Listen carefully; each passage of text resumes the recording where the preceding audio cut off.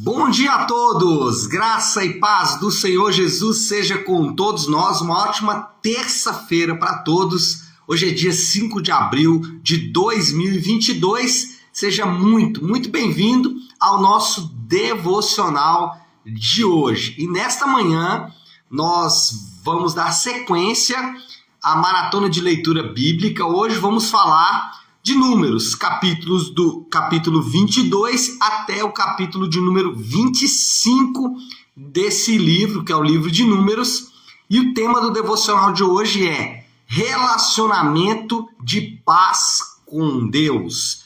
Deixa eu ler com vocês aqui o texto que vai basear aí a nossa conversa desta manhã, que está lá em Números 25, versículo 11 e 12. Olha o que diz o texto bíblico, Números 25, 11 e 12. Diz assim: Finéias, filho de Eleazar, neto do sacerdote Arão, desviou a minha ira de sobre os israelitas, pois foi zeloso com o mesmo zelo que tenho por eles, para que em meu zelo eu não os consumisse. Agora o versículo 11. Diga-lhes, pois, que estabeleço com ele a minha aliança de paz. Então aqui são palavras do próprio Deus dirigidas a Moisés e a toda a congregação, e essas palavras são dirigidas a um indivíduo chamado Finéias. Para você entender aqui o contexto, os próximos capítulos do livro de Números, eles não estão em conexão cronológica. Aqui o texto já não está mais narrando uma história, mas está narrando ali uma série de fatos que aconteceram durante o período em que o povo de Israel estava na sua peregrinação pelo deserto. Dentre esses vários episódios acontecidos nesse período, um episódio nos chama a atenção, que é esse em que Finéias, esse texto que Deus está aqui se dirigindo a ele, Finéias, ele, em uma atitude drástica, ele retira, ou ele, por essa atitude, faz cessar uma praga que havia contra Israel. Para você entender, você vai ter que voltar uns capítulos antes, porque um rei, percebendo que Israel era uma força militar muito grande, contrata uma espécie de sacerdote pagão, uma espécie de feiticeiro anterior, e esse homem chamado Balaão é contratado por Balaque para amaldiçoar a nação de Israel. Mas ele não consegue amaldiçoar a nação de Israel. Por quê? Porque Deus intervém. Deus, ele não permite que Balaão, mesmo sendo um sacerdote pagão, mesmo sendo um homem idólatra, um feiticeiro, Deus não permite que ele faça os seus feitiços contra o povo de Deus. Só que Balaão, percebendo que Deus não deixaria que o mal chegasse em Israel, o que ele fez? Ele tentou destruir Israel de dentro para fora, em vez de destruir de fora para dentro. E o que ele sugere então para o rei Balaque é que Balaque, em vez de fazer uma maldição, que Balaque envie a maldição e coloque a maldição dentro do povo. E o que ele faz é instigar as mulheres desse reino para que as mulheres levassem os homens à imoralidade sexual. E é exatamente o que acontece. O capítulo 25 vai narrar e começa, inclusive, dizendo o seguinte, capítulo 25. Enquanto Israel estava em Sitim, o povo começou a entregar-se à imoralidade sexual com mulheres moabitas. Então, o que Balaque fez? Uma estratégia altamente demoníaca. Eu vou destruir o povo de Deus por dentro. Ele enviou mulheres que levaram os homens de Israel à imoralidade sexual, ou seja, comprometendo o relacionamento de Deus com o seu próprio povo. E isso trouxe uma praga. A Bíblia não fala que praga era essa, mas trouxe uma praga. Alguns estudiosos vão dizer que era alguma praga porque a coisa estava ligada à imoralidade sexual, era alguma praga de cunho sexual. Mas não há como definir isso, o ponto é, houve uma praga, e essa praga essa praga cessou depois da atitude de Finéias. Algumas considerações sobre esse texto. Primeiro, a praga ela não veio sem causa. As pragas não existem sem causa. Tem um texto que é muito famoso e que muitas pessoas o citam, que é: a maldição sem causa não vem. E é verdade. Não existe maldição que venha sem causa. Toda praga ela vem por uma causa. No caso aqui do texto, a praga é por causa de imoralidade sexual. A imoralidade sexual desenvolveu então uma praga no meio da comunidade. Aqui, imoralidade sexual pode ter várias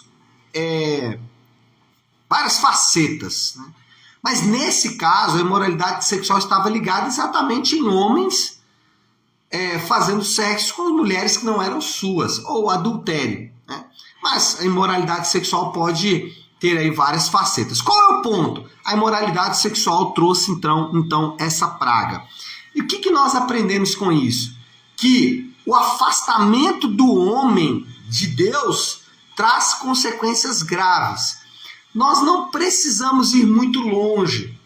Basta percebermos que o cosmos está desajustado. Ainda que, ao olharmos para a criação, ao olharmos para o cosmos, nós vamos perceber um mecanismo altamente ajustado. Tudo tem o seu devido lugar e tudo está exatamente onde deveria estar. Ainda que olhamos para o bom funcionamento das coisas e percebemos que, de fato, essas coisas elas só podem existir por uma causa maior, e aí eu digo de pequenos detalhes, por exemplo, como a própria constituição do homem, a complexidade em que nós somos construídos, nós seres humanos, os homens, né?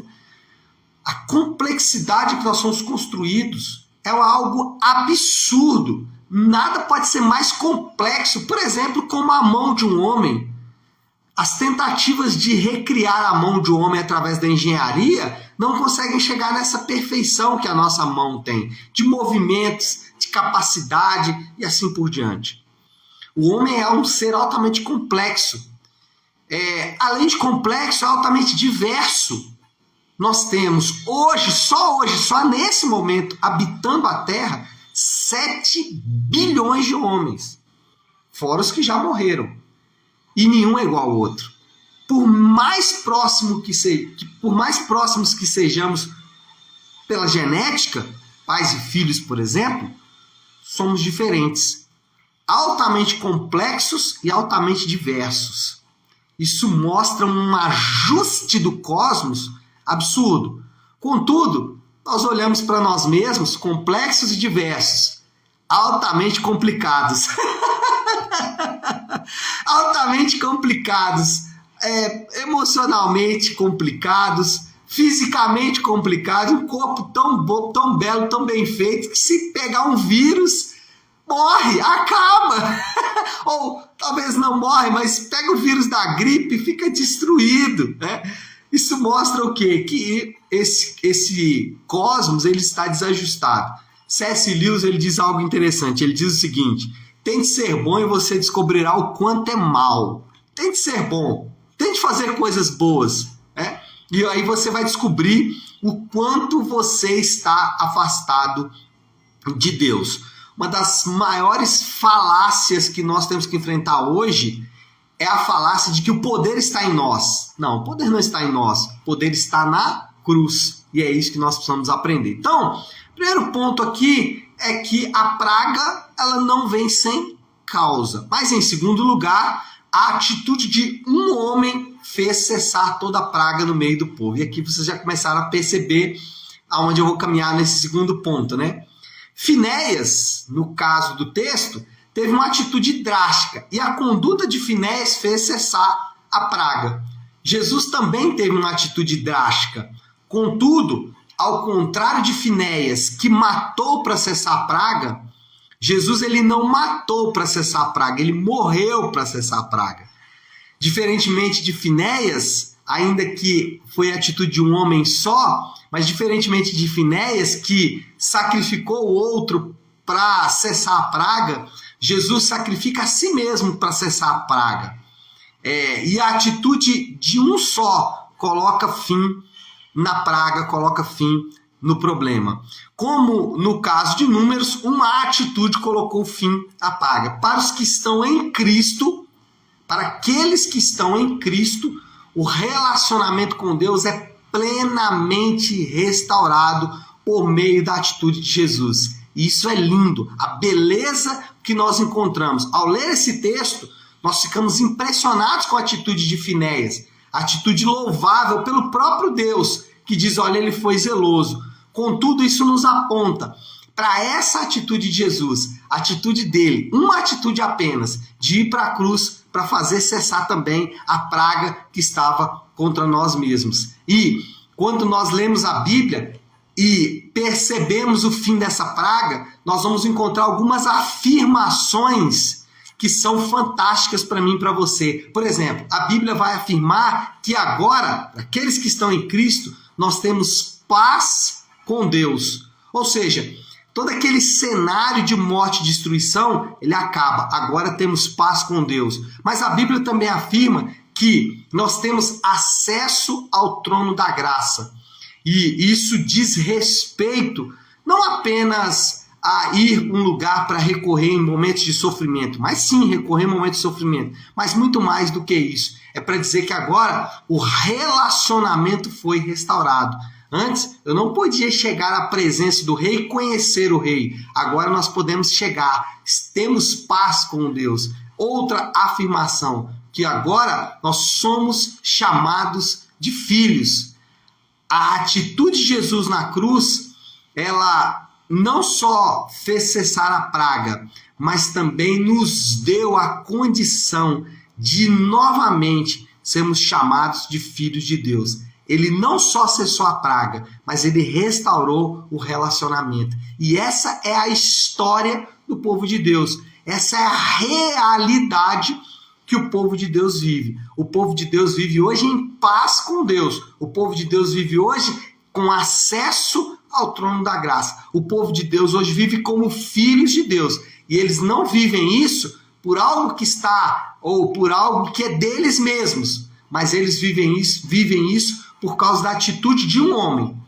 Assim como a atitude de Finéias fez cessar a praga, a atitude de Jesus também fez cessar a praga. Diferentemente de Finéias, que mata para poder cessar a praga, e ele mata dois indivíduos ali que estavam cometendo imoralidade sexual, no caso de Jesus, ele morre para cessar a praga. Bom, moral da história aí para a gente caminhando para o fim. Moral da história, a prosperidade, isso é importante, a prosperidade do povo de Deus está baseada em um relacionamento correto com Deus. Isso é o que a gente vai ver em toda a Bíblia e isso precisa ficar muito claro para todos nós. A prosperidade ela não acontece por meios naturais. A prosperidade não acontece por dizer palavras corretas.